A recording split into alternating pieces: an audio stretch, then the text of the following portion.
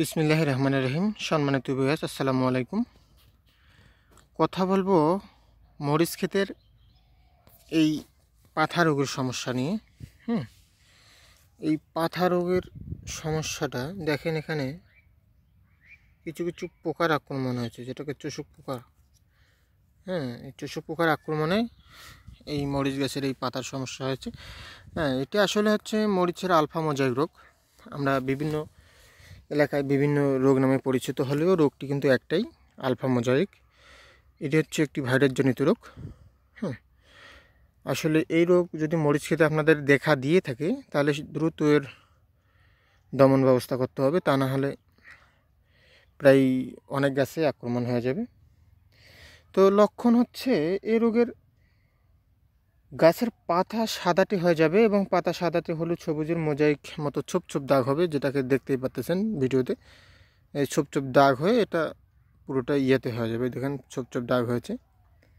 যাই হোক, এই আলফা মোজাইক রোগ থেকে আপনারা কিভাবে রক্ষা পাবেন? আবার কেউ কেউ কোনো কোনো এলাকায় এটাকে বলে ধর্মের ছাটা রোগ, মরিচের ধর্মের ছাটা রোগ বলা হয়, অথবা মরিচের পাতাজনিত রোগ। বিভিন্ন এলাকায় বিভিন্ন নামে আর কি এই রোগটা পরিচিত হলেও এটা হচ্ছে আলফা মোজাইক রোগ, ভাইরাসজনিত রোগ। যাই হোক, এর সহজ কিছু নিয়ম মোতাবেক কাজ করলেই ইনশাল্লাহ এই রোগ থেকে মুক্তি পাবেন। প্রথমে আমি যেটা আপনাদেরকে বলবো সেটা হচ্ছে ইমিডাক্লোপ্রিড। এই দেখেন, এই কীটনাশকটা আমি নিয়ে এসেছি, ইমিডাক্লোপ্রিড। ভিডিওতে সঠিক মতো আসতেছে। হ্যাঁ, এই যে ইমিডাক্লোপ্রিড, এটা ম্যাকডোনাল্ড গ্রুপের একটা কীটনাশক, যেটাকে আমরা গেইন বলি, 20 SL। যাই হোক, এই গেইন ইমিডাক্লোপ্রিড আপনার যে কোনো, এই ইমিডাক্লোপ্রিডের যে কোনো ব্র্যান্ডে নিতে পারেন। সেনজেন্টা, বায়ার, স্কোয়ার, ন্যাশনাল, বিভিন্ন আছে, হেকেম বাংলা, গ্রিন বাংলা, এগুলো যে কোনো ব্র্যান্ডের নেবেন। তবে লক্ষ্য রাখবেন, এই নিচে যে কালোটা আছে, সরি বোঝা যাচ্ছে না, এই নিচে যে ইমিডাক্লোপ্রিড লেখা আছে, এই ইমিডাক্লোপ্রিডটা আপনার মিলাই নেবেন। গেইনের নিচে ইমিডাক্লোপ্রিড ব্র্যাকেটে লেখা আছে, এটা আপনার মিলাই নেবেন, 20 SL। যাই হোক, এই কীটনাশকটা প্রতি 1 লিটার পানিতে 1 ml করে দেবেন। অথবা আপনার যদি 16 লিটার পানির ডোল হয়, তাহলে 16 ml দেবেন প্রতি ডোলে আপনার 16 ml দেবেন। ঠিক আছে? কখন স্প্রে করবেন? সন্ধ্যার আগ মুহূর্তে, বিকেলের পর সন্ধ্যার আগে আগে এটা স্প্রে করতে হবে। ইনশাল্লাহ ভালো ফলাফল পাওয়া যাবে। আর একটা, সেটা হচ্ছে আপনারা যদি পারেন, এই গাছটা আক্রান্ত, যে এই গাছটা হয়েছে, এই গাছটা আক্রান্ত গাছটা পুরোটাই উঠায় নিতে হবে। এটা হচ্ছে আসলে একটা দুঃখজনক ব্যাপার। একটা মরিচ খেতে, একটা মরিচ গাছে কিন্তু অনেক সময়, আর্থিক সব কিছুই ব্যয় হয়ে থাকে। এই গাছটা কিন্তু আসলে মানে তুলে নষ্ট করার মতো একটি কষ্টদায়ক হয়। যাই হোক, আপনারা যদি একান্ত বেশি হয়ে থাকে, সেই গাছগুলো উঠায় নেবেন। আর যদি একটা কম হয়, তবে চেষ্টা করবেন আপাতত এই কীটনাশকটা স্প্রে করে দেখবেন। যদি না সারে, তাহলে এটাকে উঠায় ফেলতে হবে, না হলে দ্রুত এই গাছটা থেকে কিন্তু এই গাছটার আক্রমণ হওয়ার চান্স আছে। ঠিক আছে? এটা হচ্ছে কিন্তু একটা ভাইরাসজনিত রোগ, চোষক পোকা।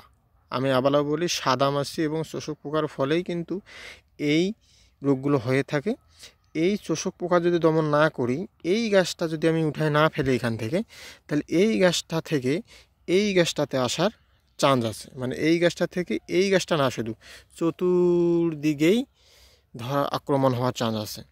তাই এই গাছটি এই গাছটি উঠানো অথবা দূরবর্তী এলাকায় পুঁতে ফেলা গুরুত্বপূর্ণ, যেটা আমি মনে করি ভালো হবে। আর যদি একটু কষ্টদায়ক হয়, যে না ভাই এটা আমার একটু কষ্টদায়ক, মানে জায়গাটাও ফাঁকা হয়ে যাবে, ভালো লাগবে না, তাহলে আপনারা পুরোপুরি এই গেইন নামক ইমিডাক্লোপ্রিড কীটনাশকটা স্প্রে করতে পারেন। এটি জাদুকরী এই রোগের একটু সমাধান। দ্বিতীয় পর্যায়ে আপনারা সুষম যে সারগুলো আছে, সুষম সার ইউজ করবেন। সুষম সার কি? মরিচ ক্ষেতের একটি সুষম সার আমি নিজ ইয়াতে তৈরি করছি, সেটা হচ্ছে খোল দিয়ে একটা আমি সার তৈরি করছি। আগামীতে সেই ভিডিওটি আমি নিয়ে এসেছি। খোল মানে সরিষা খোল দিয়ে যদি আমরা স্বাদ তৈরি করি, সেটা এত গুণাগুণ মরিচ ক্ষেতের জন্য। হ্যাঁ, সেই ভিডিওটি আশা করি সামনেই পাবেন। আমি প্রয়োগ করছি, দেখেন সুষ্ঠু সবল আমার মরিচ গাছ। সেই প্রেক্ষাপটে আমি আবার আপনাদের মাঝে নিয়ে সে বিষয় নিয়ে কথা বলবো। যাই হোক, আপনারা এই রোগের জন্য গেইন ইমিডাক্লোপিরেট স্প্রে করবেন ইনশাল্লাহ, তাহলে আশা করি ভালো ফলাফল পাবেন। তবে লক্ষ্য রাখবেন, এখানে কতদিন পর পর এটা স্প্রে করতে হবে। মরিচ ক্ষেতের এই আলফা মোজাইক রোগটা কিন্তু থাকেই যায়, হ্যাঁ, লেগেই থাকে। তাই এটা আপনারা 7 থেকে 8 দিনের পর পরই স্প্রে করা ভালো। প্রথম 7 দিন স্প্রে করবেন, প্রথম দিনের মানে প্রথম স্প্রে 7 দিন পর দ্বিতীয় স্প্রের 15 দিন পর তৃতীয় স্প্রে করবেন। ইনশাল্লাহ সবল ভালো পাবেন আর কি, আশা করি। ধন্যবাদ সবাইকে, আজকে এই পর্যন্তই। ভিডিওটি ভালো লাগলে লাইক শেয়ার দিয়ে পাশেই থাকবেন। আমার কৃষি বিষয়ক সমস্ত ভিডিও আমি এই চ্যানেলে দিয়ে থাকবো ইনশাল্লাহ। ধন্যবাদ। আসসালামু আলাইকুম ওয়া রাহমাতুল্লাহি ওয়া বারাকাতুহু।